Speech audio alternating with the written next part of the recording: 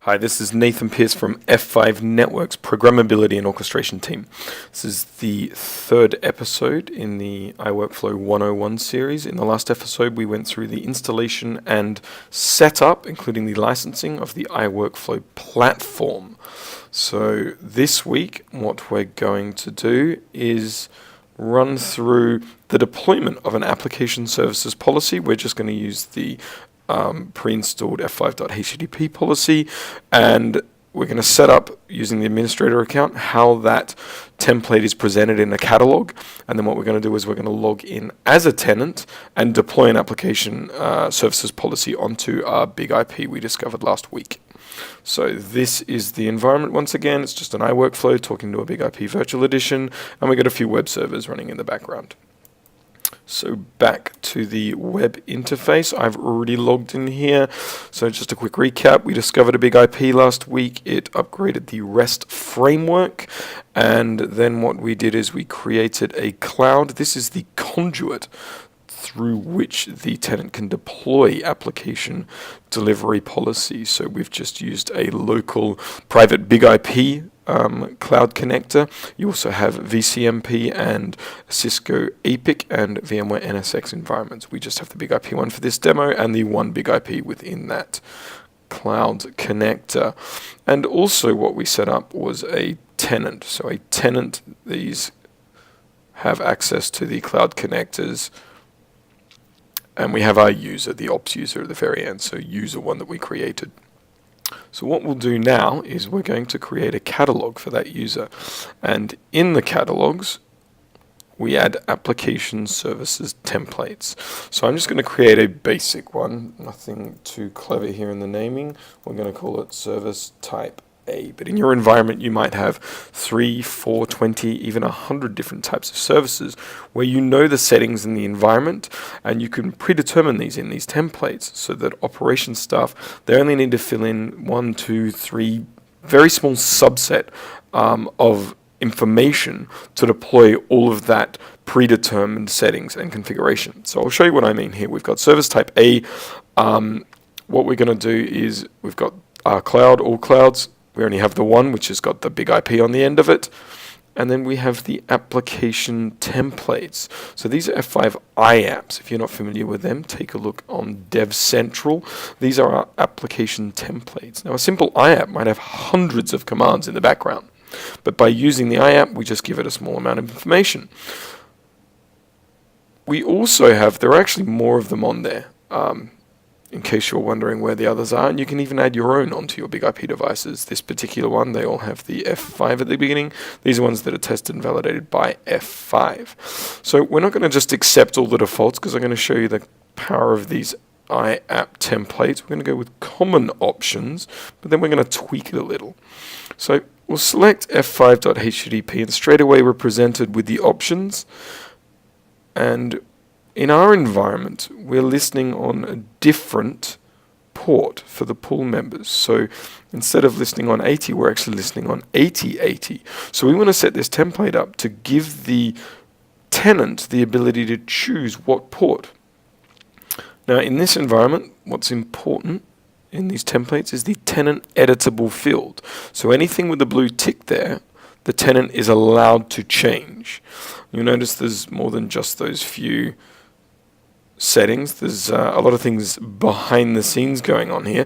I'll show you what it looks like by clicking the tenant preview. This is so the administrator knows what they've done. At the moment, it's only going to present these fields.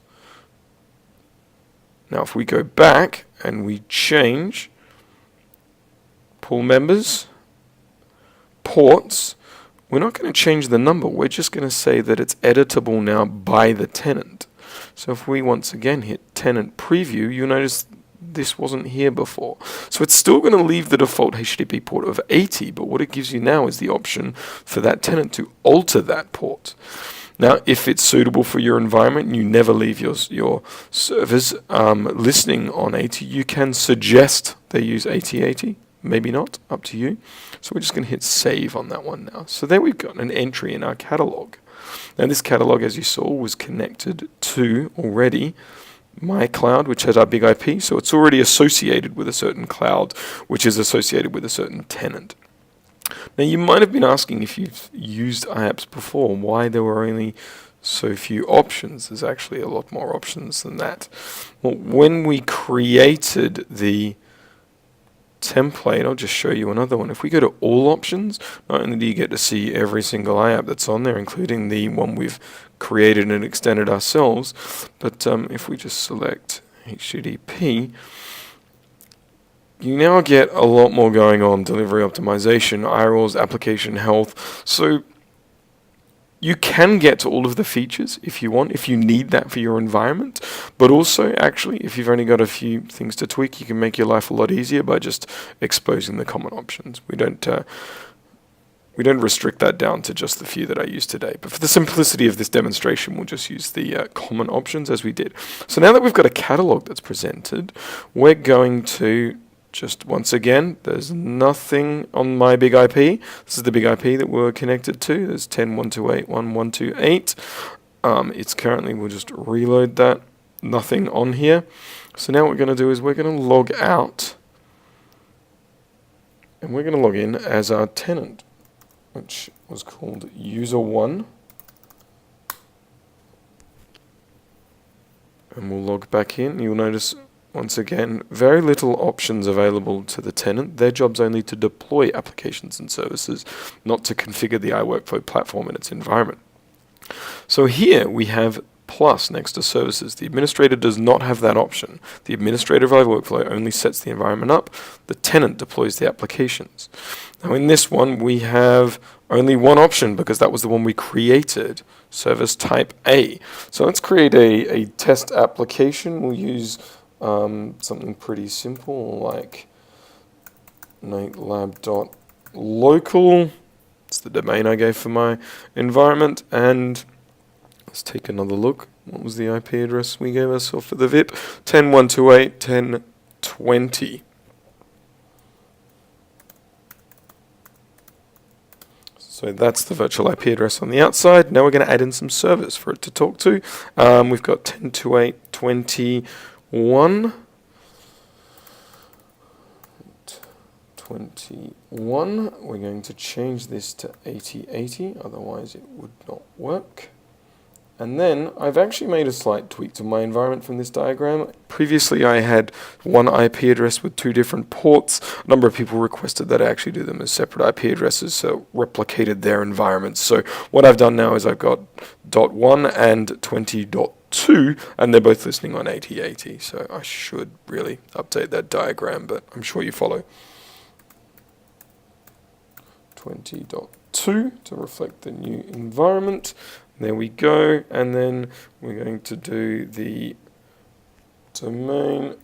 It's actually going to go the same FQDN. In fact, a better naming standard, I could probably just do type A, so I know what this one was. So you notice these are the options that I said, the administrator said is allowed to be performed. So that's quite a powerful feature. We can take an IApp template that has hundreds of settings around HTTP optimization, the fact that it's a proxy is more secure, but there are also security policy settings in there. We've abstracted all of that away because that's all been determined by the application architects and the application delivery controller administrators. They understand and know all those settings, so now we can expose the ability to roll out a application to anyone without them having to learn all about those technologies. So here we go, we're going to hit save, and off it goes. It's now deploying. The service is going out, and there we go. Now it has an exclamation mark because it hasn't got statistics or health information back, but it's generated 2 servers within my environment. We'll go and have a look at the big IP. Let's refresh this list. There we have it. natelab.local type A application has been deployed. We'll scroll that down. The monitor's already picked up one of the servers, so 10.128.1.80.80. Okay, there we go. One is up. That's a great start. The second one is down. That's interesting that one is down. I mean, the environment 20.2, we know those numbers are correct. Now we say health 1, how many servers have we got? Now I've actually done this on purpose. If you take a look, active member count 1 on the left hand side there. I've left server 2 2 down, just to show you the feedback that you actually get for the tenant as well. No one's had to log onto the big IP to see if the environment's come live and been successful. So if we actually jump across, the reason is I've only spun up one server here. This is actually just Node.js running a couple of fairly basic servers. So what I'm going to do now is I'm going to kill that script, and now we're just going to run up my 2 servers, 20.2 as you'll see, and then what you'll see is the monitors are now going to pick up that environment. So they'll turn green once that's fired off on the 20.2, and it knows that it's got all of the monitors running. So we'll see if that's picked up. It's already picked it up. So now this information is going to come through to here, and this will be incremented when it next polls the big IP. While we're waiting for that, you'll see there's a virtual server now that's been created. It's currently green, it's happy. We get statistics on the virtual server as well. Obviously it just got created seconds ago, so there's not a lot to read about it right now, but we get some metrics on performance and throughput too. So hopefully that paints a picture on just the level of abstraction and simplicity that we can bring to what was historically a complicated and sometimes time-consuming process. And again, what we've done here is we've simplified the architecture, because no one's had to know what a big IP is. No one's had to understand the process and the ordering and the hierarchy of all those commands that are required for a HTTP application. We've actually greatly reduced exposure to operational risk, because every time you have to type another command in that needs to be typed correctly, then there's an opportunity to potentially do something wrong. Whereas I've narrowed this down today to just a couple of commands. As you saw in this list, this is all we had to worry about, because everything else has been tested and validated for that type of application. You can create as many of those as you want. So there's huge benefits in using this platform, especially if you're in an environment where you're deploying frequently or even just making changes or updates frequently. I can just as easy now come in here and add a 3rd server. Again, all of those right profiles and policies will be applied to the new server, and no one's had to log into a big IP still. And that's the deploying an iWorkflow catalog-based application services template. Thank you for listening. One last thing. If you want more information, you want to follow this series, you need to go to the iWorkflow Wiki page. If you just navigate to devcentral.f5.com, you'll be able to find it on the left-hand side. This is where we're actually posting information about iWorkflow, not just the 101 episodes, but also conceptual documents, how-to guides, and my favorite part, the SDK. So this is actually the REST commands and how to interact with and program the iWorkflow platform to make sure that it is specific to your environment and stitching together your workflows. Thank you.